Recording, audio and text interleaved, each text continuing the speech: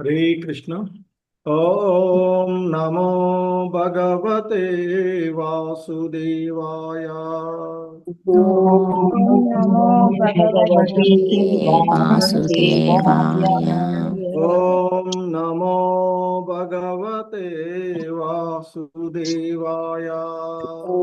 ॐ भगवते वासुदेवाय। ओम नमो भगवते वासुदेवाय।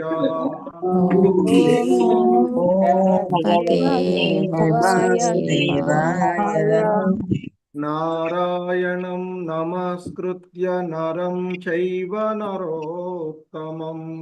नारायणं नमस्कृत्य नरं चैव नरोत्तमम्। देवीं सरस्वतीं व्यासं ततो जयमुदीरयेत्। देवीं सरस्वतीं व्यासं ततो जयमुदीरयेत्। नष्टप्रायेष्वभद्रेषु नित्यं भागवत सेवया।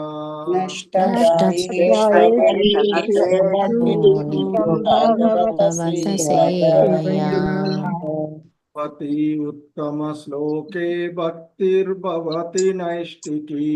भगवते श्लोके भक्तिर्भवति नैष्ठिकी।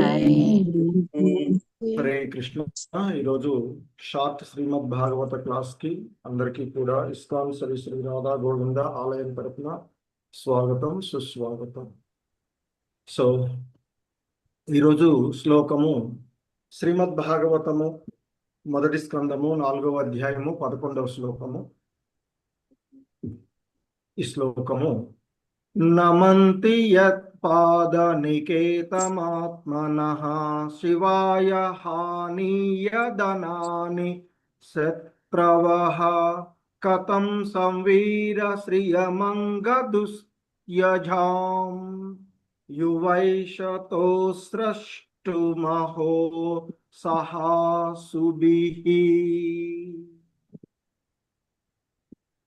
సో ఇంకా సౌనకముని అడుగుతూ ఉన్నారు సూత గోస్వాముల వారిని.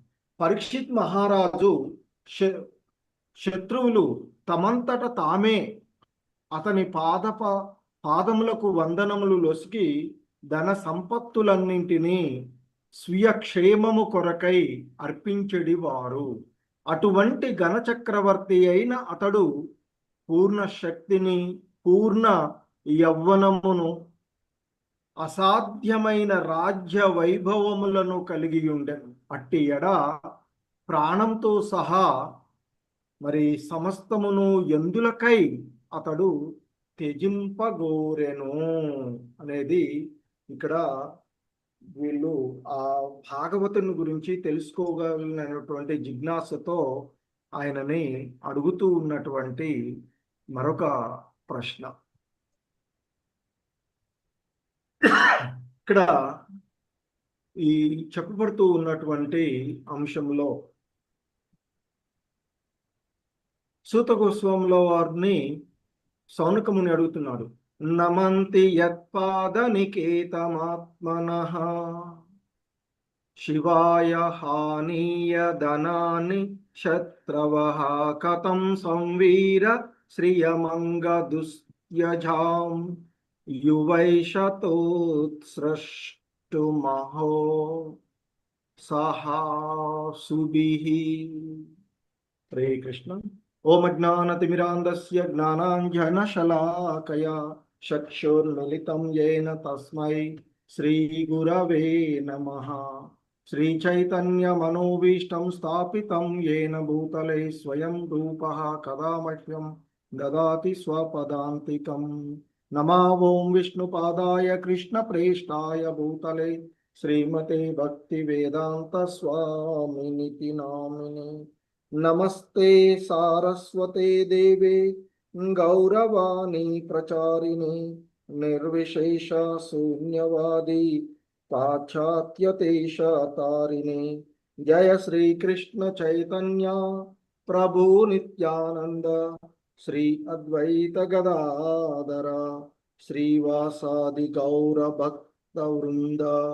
హరే కృష్ణ హరే కృష్ణ కృష్ణ కృష్ణ హరే హరే, హరే రామ హరే రామ రామ రామ హరే హరే.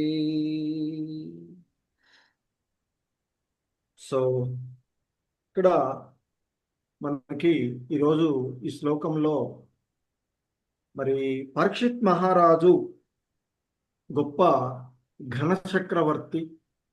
మరి అటువంటి ఘన చక్రవర్తి ఆధీనంలో కొంతమంది రాజులు ఉండేటువంటి వారు. ఆ రాజులు ఇతరుల నుండి తనకు రక్షణ కొరకు వారు ఏం చేస్తారు, వారు కప్పాన్ని కడుతూ మరి ఆ చక్రవర్తి యొక్క ఆధీనంలో ఉండేవారు. సో అటువంటి మరి మహావీరుడు, మరి యవ్వనంలో ఉన్నటువంటి వాడు, అటువంటి మహారాజు, ఆయనకి శత్రువులు తమంతట తామే ఎవరు ఉండేవారు కాదు, శత్రువులే లేనటువంటి వారు అన్నట్టు ఒక రకంగా.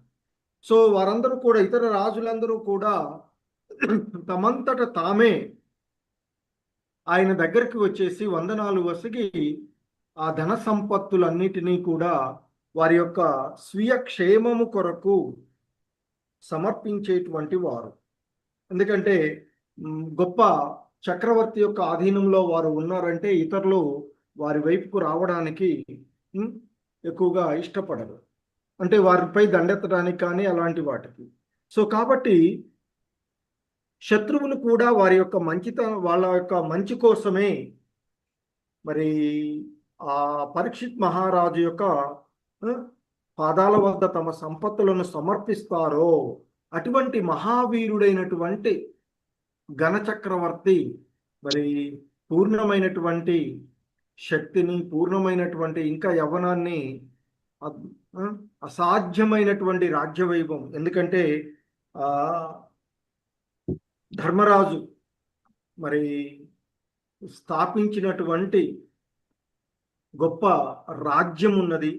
ఎందుకంటే శ్రీకృష్ణుని యొక్క మార్గదర్శకంలో మరి అతడు రాజ్య విస్తరణ కావించడము, రాజ్య పరిపాలన చేసినటువంటి వాడు. అటువంటి మరి వైభవం కలిగినటువంటి అతడు రాజ్యాన్ని కలిగి ఉన్నాడు. అటువంటి ఎప్పుడు మరి ఆయనకి ఎటువంటి భౌతికంగా చూస్తే ఎటువంటి ఇబ్బందులు లేనటువంటి పరిస్థితులలో ఎందుకు ఆయన మరి ఆ రాజ్యాన్ని ఇదంతా కూడా వదిలేశారు అనేటువంటిది ఇక్కడ చెప్పబడినటువంటిది. ఎందుకంటే శ్రీల ప్రభుపాదుల వారు ఆయన యొక్క భాష్యంలో చెప్తున్నారు, పరీక్షిత్ మహారాజు జీవితమున అవాంఛనీయమైనది ఏదియునూ లేదు, ఆయనకి ఆటంకాన్ని కలిగించేటువంటిది ఏది కూడా లేనటువంటిది, అవాంఛనీయమైనటువంటిది ఏది కూడా లేదు. మరి ఇంకా ఆయన అప్పటికి యవ్వనవంతుడుగానే ఉన్నటువంటి వాడు, శక్తి ఉంది, ఐశ్వర్యం ఉన్నది, మరి అవన్నీ కూడా అనుభవించడానికి సామర్థ్యం కూడా ఉన్నది. మరి అటువంటి ఆ చక్రవర్తి క్రియాశీల జీవనమును విరమించుట అనేటువంటి ప్రశ్నే కూడా ఉండదు. ఎందుకు? వైరాగ్యం సాధారణంగా ఈ కామ్యకర్మలను బద్ధజీవులు అనేటువంటి వారికి వైరాగ్యం ఎప్పుడు వస్తుంది? ముసలితనం అయిన తర్వాత. ఇంకేం చేస్తాంలే, అన్ని చేసినాం కదా, వయసులో అనుభవించేవన్నీ అనుభవించాం కదా, ఇంకేం చేస్తాం, ఇంకెక్కడుందిలే ఓపిక అని అంటుంటాం కదా. మరి ఆయన అలా కాదు, ఇంకా అన్నీ అనుభవించడానికి సమర్థుడై ఉన్నటువంటి వాడు. ఆ విధమైనటువంటి పరిస్థితులు ఆయనకు ఉన్నవి. అయినా కూడా మరి ఆయన ఎందుకు ఆ భౌతికమైనటువంటి జీవనాన్ని విరమించాడు అనేటువంటిది ఇక్కడ ఉదయిస్తుంది. అంతేగాక మరి ఇంకా ఏదైనా ఇతర సామంతుల నుండి కానీ ఇతర రాజులను గురించి కానీ ఆయనకి ఏమన్నా ఉంది అంటే ఏమీ లేదు. ఎందుకంటే ఆయన ధర్మ పరిపాలకుడు, మహావీరుడు, దివ్య ప్రభావమును కలిగిన చక్రవర్తి. అందువల్ల శత్రువులు కూడా ఆయనను గౌరవించేవారు, ఆయన పాదాల వద్ద మరి కానుకలు ఇచ్చేవాళ్ళు కనుక శిస్తులను వసూలు చేయడం అందు కూడా ఆయనకి ఎటువంటి ఇబ్బంది లేదు. సో ఆయనకున్నటువంటి శక్తి సామర్థ్యాల కారణంగా శత్రువులు తామంతట తామే అతన్ని పాదములకు మరి వందనము వసికి తమ క్షేమం కొరకు ధన సంపత్తులన్నీ కూడా అతనికి అర్పించేవారు. మరి వాస్తవానికి అటువంటి స్థితి రాజ అధికారానికి కాదట, ఆయన యొక్క ధర్మ శక్తికి వచ్చినటువంటి గౌరవంగా చెప్తూ ఉంటుంటారు.